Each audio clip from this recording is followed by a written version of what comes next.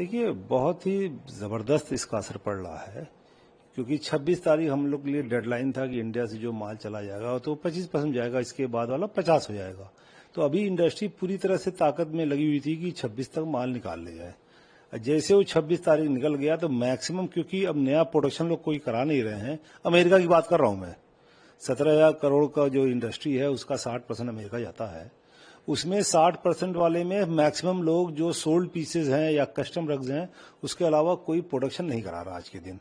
Maximum लोग hold पे चले गए हैं। बायर्स ये कह रहे हैं जो अगर ऑर्डर्स आप डाइंग नहीं किए हुए हैं या माल नहीं खरीदे हैं तो उसको कैंसिल कर लीजिए, अदरवाइज होल्ड तो मैक्सिमम हो ही गया माल। इस स्थिति में तो सारे के सारे अगर फैक्ट्रियों में आप कहीं भी जाएंगे तो 60-70% लोग अपने फिनिशर्स को और लोगों को कम कर दिए हैं। वीवर्स को तो इशू कर ही नहीं रहे हैं, क्योंकि किस होप से करें, इस टैरिफ से तो काम नहीं हो पाएगा। ये बायर भी कह रहा है, ये हम भी जानते हैं कि 1 लाख का माल 1.5 लाख हो जाएगा अमेरिका के अंदर, और उसमें भी अमेरिकन बायर्स को 50% एडवांस में वहां टैक्स ड्यूटी पे करके माल छोड़ना होगा। ऐसे स्थिति में काम करना असंभव हो के स्टेज में आ गया है। तो माल एक तरह से सारा माल रुक गया है, और माल रुकने के साथ साथ सारा प्रोडक्शन, डाइंग, जो रॉ मटेरियल परचेज था, वो सब रुक चुके हैं।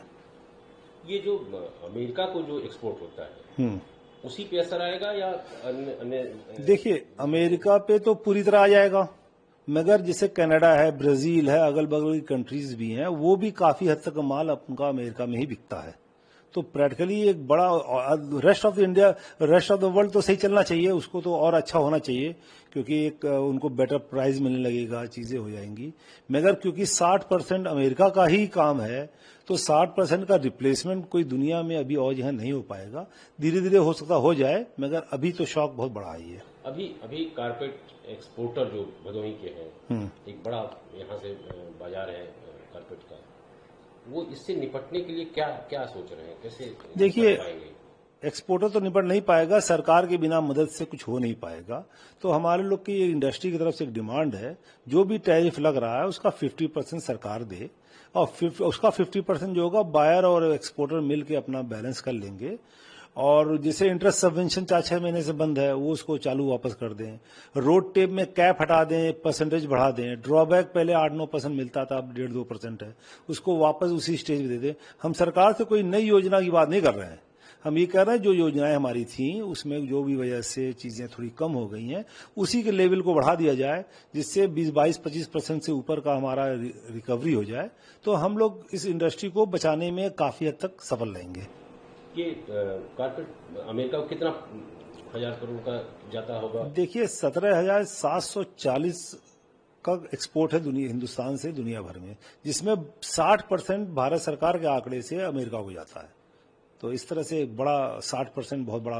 तो एक्सपोर्टर क्या ये नहीं सोच रहा है कि अमेरिका से शिफ्ट करे दूसरे देशों में जहां पे टैरिफ कम है या जहां हमारा माल खप सकता है? अगर आप ये देखें, विकल्प सोचना पड़ेगा हमको लगता है। विकल्प आने में टाइम लगेगा, विकल्प बनाने में टाइम लगेगा। यूरोप बहुत बड़ा मार्केट था, धीरे धीरे खत्म हो गया।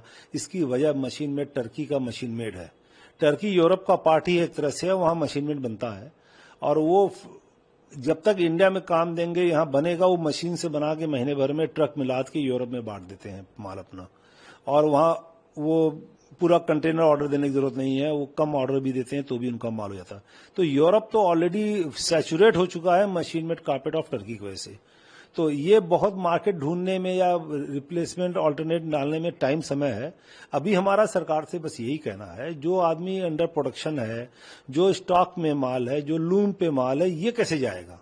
ये तो सरकार के मदद से ही जाएगा, जो बेल आउट पैकेज सरकार दे और चीजें दें।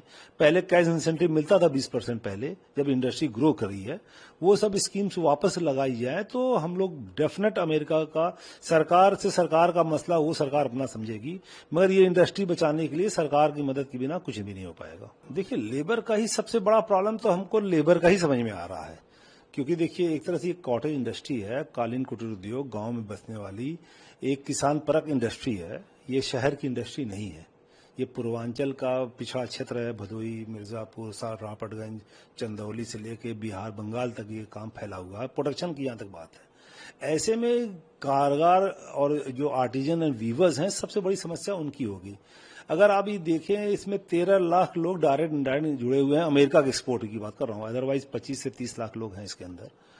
तो एक्सपोर्टर तो कितने होंगे, यूपी, भदोही, मिर्जापुर, वाराणसी मिला के 800,000 होंगे। तो ये लोग तो किसी तरह अपने आप को इस संकट के समय में किसी तरह अपने खर्चे कम करके रह सकते हैं। मगर जो आर्टिजन्स एंड वीवर्स एंड जो ये सब फिनिशर्स हैं, हमको चिंता उनकी है। उनको सरकार, क्योंकि वो 90% पार्ट टाइम फार्मर्स हैं। वो अगर आप देखिएगा, कालीन का काम बिल्कुल रुक जाता है। जब खेती का वक्त आता है, चीजें आती है, तो काम रुक जाता है। तो पार्ट टाइम फार्मर्स हैं, उनका माइग्रेशन एक बार इस इंडस्ट्री से हो जाएगा तो दोबारा ये इंडस्ट्री को बड़े 50% श्रिंक कर जाएगी अपने आप। अमेरिका का अगर 60% का काम, अगर 50%, 90% खत्म ही हो जाएगा कस्टम के अलावा। तो ऐसे में कामगार मजदूरों की चिंता हमको ज्यादा है। अपना काम तो चलिए ठीक है, लोग पढ़े लिखे हैं, एक्सपोर्टर्स हैं, दाहिने बाएं कुछ और भी काम कर लेंगे, कुछ और भी रास्ता देखने की कोशिश करेंगे, और अब लोग देखना शुरू ही कर दिए हैं। मगर वीवर्स एंड आर्टिजन्स का और काम फिनिशर्स के लिए बड़े संकट का समय है। टेक्सटाइल मिनिस्ट्री के अंतर्गत बहुत सारी चीजें आती हैं इसमें, जैसे कपड़ा उद्योग हो गया, अपैरल हो गया, गारमेंट हो गया, तमाम धागे वागे बनते हैं। तो और हम कारपेट बनाते हैं, तो जूता चप्पल है, लेदर फुटवियर उद्योग है। तो बाकी हमारे देश के कालीन को छोड़ के बाकी के जो प्रोडक्ट हैं, इनका एक्चुअली जो हमारे देश में उत्पादन होता है उसका बहुत बड़ा भाग यहीं पे खर्च हो जाता है। वो यहीं पे कंज्यूम हो जाता है, और एक्सपोर्ट में 20 से 30% ही माल जाता है। इसे लेदर फुटवियर में है, मतलब कपड़े से लेके इनमें मैक्सिमम जो उपयोग है वो 80% हिंदुस्तान में है, और 20% उपयोग है जिसमें मिनिमम है 65% है, और 35% एक्सपोर्ट है। लेकिन हमारा जो उत्पाद है ये 100% जितना हम बनाते हैं 98-99% एक्सपोर्ट होता है, और उसमें भी सबसे बड़ा शेयर 60% शेयर अमेरिका को जाता है। तो अब हमारे उद्योग में जो लोग लगे, 28-30 लाख लोग लगे हुए हैं, और हम लोग जो 2,500 से 3,000 निर्यातक और मैन्युफैक्चरर इसमें लगे हुए हैं। तो हमारी सबसे बड़ी समस्या ये है कि अमेरिका के बंद होते ही एक बारगी बिल्कुल से फुल स्टॉप लग गया है। मतलब हमारे पास कोई विकल्प ही नहीं बचा है, क्योंकि जो बाकी का भी 40% है अदर देन यूएस, उसमें माने यूरोप का शेयर 6% है, यूके का शेयर 2% है। इस तरह से छोटे छोटे देशों को मिला के जो बनता है वो 40% का वो बनता है।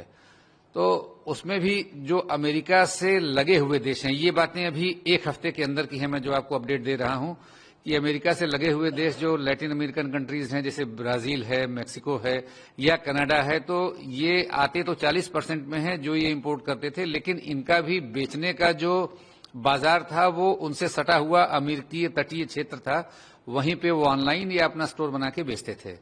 तो जिस वजह से अब अमेरिका के बंद होने से इन देशों के भी इंपोर्ट पे फर्क पड़ रहा है, क्योंकि जो माल भारत का जाएगा वो कंट्री ऑफ ओरिजिन इंडिया होगा। अगर वो कनाडा से या ब्राजील से या मेक्सिको से किसी और कंट्री से भी यूएस में जाता है तो उस पर वही टैरिफ लगेगा। तो अभी तक तो हम लोग 60% अमेरिका की बात कर रहे थे, अब ये डेटा बढ़ते जा रहा है, तो लग रहा है कि हम लोग 70-75% डेफिसिट में हैं। और यूरोपीय देशों की हालत बहुत अच्छी नहीं है, जो आप देख रहे हैं, माने यूक्रेन वार और बहुत सारी स्थितियां हैं जिनको लेके। तो हमारा उद्योग इसी वजह से, चूंकि हम पूरी तरह एक्सपोर्ट डिपेंडेंट हैं, हमारे देश में वैसी जलवायु नहीं है, वैसी ठंड नहीं पड़ती कि लोग कालीन का उपयोग करें, तो अभी तक नहीं रहा है। तो अब ऑल्टरनेट तलाश करने में मुझे लग रहा है कि बहुत लंबा समय, साल, मतलब एक तो बनने में बहुत समय लगता है। एक कालीन बनने में, माने खेती भी आप करते हैं गेहूं धान की, तो 4 महीने में कट जाती है फसल। हमारा एक कालीन बनने में 4 से 6 महीने, और ऊंची क्वालिटी की गलीचे तो 8-8 महीने, 12-12 महीने में बनते हैं। तो हमारा इमीडिएट कहीं कोई शिफ्टिंग का कोई हमको रास्ता नहीं दिख रहा है। इमीडिएट क्यों नहीं, अल्टरनेट क्यों नहीं आप रास्ता? अल्टरनेट इसलिए नहीं कर पा रहे हैं कि जैसे पूरा देश आज के इस इंटरनेट और सूचना तकनीकी के युग में, जो विश्व में कहीं कोई चीजें हो रही हैं आपको भी जानकारी में है, तो जो इस समय एग्जिस्टिंग मार्केट है, माने वो एक्सप्लॉयटेड है। कहने का मतलब कि यूरोप की जितनी क्षमता है, चीन की जितनी क्षमता है, जापान की जितनी क्षमता है, वो अपनी क्षमता भर खरीद रहे हैं। तो अब हम मान लीजिए वहां बहुत मेहनत करेंगे, तो जहां पे हमारा यूरोप में 5% हमारा शेयर जाता है, जो कह लीजिए कि $2 बिलियन का एक्सपोर्ट है, मान लीजिए 50 मिलियन का आता है, तो हम उसमें 10% और बढ़ा लेंगे। मतलब जो उनकी क्षमता है, जितना हम ले रहे हैं 10% तो भाई किसी व्यापारी के हम माल बेच रहे हैं उसके और जाके निवेदन करेंगे, हाथ पर जोड़ेंगे, हमसे जो ले रहा है 10-5% और लेगा। लेकिन जो इतना बड़ा शेयर है वो पूरा नहीं हो सकता। और ये चीजें एक तरह से फैशन रिलेटेड है। मतलब अमेरिकी साइजेस अलग हैं, डिजाइन अलग हैं, अमेरिकी घर अलग हैं। जो साइज अमेरिका में चलता है वो यूरोप में नहीं चलता, जो यूरोप में चलता है वो अमेरिका में नहीं चलता। तो अमेरिकी माल तो वो बिल्कुल ही नहीं ले पाएंगे। अब वो नए सिरे से कोई ऑर्डर देंगे, हम उनको बनाएंगे, तो वो प्रक्रिया बहुत लंबी हो गई। तो इसलिए यहाँ पे जो है कम से कम मतलब 2000 करोड़ का माल डंप पड़ा है। और ये अक्टूबर से लेकर दिसंबर तक, अमेरिका में जैसे अक्टूबर में थैंक्सगिविंग होता है, एक तरह से जैसे हमारे दशहरा दिवाली होता है, उस तरह का त्यौहार है। अक्टूबर, नवंबर, दिसंबर उनके पूरे साल के सबसे अधिक सेल का महीना होता है। जैसे हम दशहरे दिवाली पे अपने घरों में हर तरह का परिवर्तन करते हैं, भाई चादर भी खरीदेंगे, सोफा भी खरीदेंगे, फर्नीचर भी खरीदेंगे, टीवी भी खरीदेंगे, वही चीज उनके यहाँ अक्टूबर से लेके न्यू ईयर, क्रिसमस तक चलती है। और उसके लिए जो माल जाता है वो जुलाई अगस्त में जाता है। तो हम अगर ये सीजन मिस कर रहे हैं तो एक तरह से हम बहुत बड़ा हमको उम्मीद है कि हम 6-7 हजार करोड़ का व्यापार हम मिस करने जा रहे हैं अगले 4 महीनों में। तो वही जो हम शिफ्ट नहीं इसको तुरंत क्या कर पा रहे। तो भदोही का कंट्रीब्यूशन कितना है? भदोही का कंट्रीब्यूशन हमारा, देखिए प्रोडक्शन में तो हमारा कंट्रीब्यूशन भदोही का करीब 70% का है। यूपी में चूंकि हम लोग लैंड लॉक एरियाज में हैं, भदोही में जैसे हमारा रॉ मटेरियल राजस्थान से आता है, वो हमसे 1200 किलोमीटर दूर है। माल हम अपना शिपमेंट जो भेजते हैं बंबई के थ्रू भेजते हैं, 1600 किलोमीटर दूर है। तो हम लोगों को भौगोलिक स्थिति, हमारे हाथ में कला है, खाली बनाने की कला भदोही के अंदर है। तो हम जो माल यहाँ पे बनाते हैं वो लगभग हम 12,000 करोड़ का बनाते हैं, जिसमें 6,000 करोड़ के हम और हमारे निर्यातक साथी मिला के डायरेक्ट एक्सपोर्ट करते हैं, और बाकी के 6,000 करोड़ का बड़े बड़े एक्सपोर्ट हाउसेज दिल्ली में, पानीपत में, जयपुर में बैठे हुए हैं, वो हमसे लोकल में लेते हैं। तो वो हमारा इनडायरेक्ट एक्सपोर्ट आप कह सकते हैं। लेकिन इस देश के टोटल प्रोडक्शन का लगभग 60 से 70% निर्माण भदोही, मिर्जापुर, बनारस के ही एरिया में होता है। अच्छा, एक्सपोर्टर इतना लाचार क्यों लग रहा है, हम ये जानना चाह रहे हैं। क्योंकि आप कह रहे हैं कि जिम्मेदारी है, पीछे मजदूरों की जिम्मेदारी है ये। असल में कुल मिला जुला के हमारे कालीन में, निर्माण में जब रॉ मटेरियल से हम शुरू करते हैं तो लगभग 28 से 30 प्रोसेसेस हैं। तो आप ये समझिए कि हमारा माल जो है वो कम से कम 20 अलग अलग जगहों पे पड़ा है। बुनाई में पड़ा है, धुलाई में पड़ा है, फिनिशिंग में पड़ा है, और जो गलीचे बुने हुए हैं, कुछ आधे बुने हैं, कुछ चौथाई हैं, कुछ 75% हैं। तो हमारी समस्या है कि हम उनको आधे पे नहीं छोड़ सकते। हम आधे पे छोड़ देंगे तो वो जीरो हो जाएगा। तो हम उसको तो किसी तरह उतार के पूरा करके, भाई उसकी बुनाई भी बहुत ज्यादा होती है। हमारे गलीचे में 40 से 45% का रॉ मटेरियल लगता है और लगभग 50 से 60% लेबर इसमें है। तो हम जो एक्सपोर्ट करते हैं एक तरह से हम अपने देश का श्रम एक तरह से निर्यात करते हैं।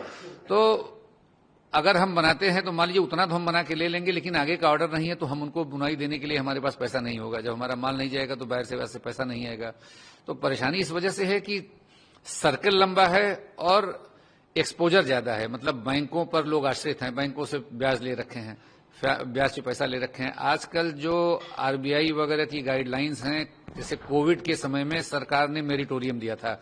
आज आप भी जानते हैं, आप अपना खाता कुछ दिनों तक ना ऑपरेट करें तो वो मनी इनएक्टिव हो जाता है। किसी खाते में ब्याज लग गया, अगर वो 90 दिन के अंदर आपने पे नहीं किया तो आपका खाता एनपीओ हो जाता है, उसमें फर्दर कोई कारोबार नहीं कर सकते। अब आज की इस स्थिति में जब हमारा माल पिछले 1 महीने से जा नहीं रहा है, अगले 2 महीने अगर माल नहीं गया, अगर हम बैंकों को रीपेमेंट नहीं कर पाए, ब्याज नहीं कर पाए, तो हमारा खाता एनपीए कर देंगे, तो हमारे और आगे के वो होंगे। तो इस संबंध में इसके बड़े ढेर सारे कॉन्सिक्वेंसेज हैं। एक हमारा जो आर्थिक नुकसान है, सामाजिक नुकसान है, एक जो परंपरागत जो काम हम लोग कर रहे हैं ये विधान लुप्त हो जाए। कहीं ना कहीं हम लोगों को ये भी है कि इसमें जो लोग भी चाहे कामगार या श्रमिक जो हैं वो इस उद्योग में ऐसे हैं जो 2-3 जनरेशन से काम कर रहे हैं, और वही हालत हम निर्यातकों की है कि हमारे यहाँ भी जो लोग काम कर रहे हैं सब 2 जनरेशन 3 जनरेशन से कर रहे हैं। वजह यह है कि प्रोसेस बहुत लंबा है। आज के जमाने में लोगों के पास धैर्य नहीं है। जिनका टेम्परामेंट गलीचे के काम से जुड़ा हुआ है वही इस काम में है। नए लोग तुरंत पैसा लगाते हैं, तुरंत रिटर्न चाहिए होता है। उनको ये धैर्य नहीं है कि हम किसी गलीचे को 6 महीने तक बनाएं, फिर उसको तैयार करें, फिर उसको बेचें, तब अपना हम फायदा कमाएं। तो इस वजह से इसमें नए लोगों का आमद नहीं के बराबर है।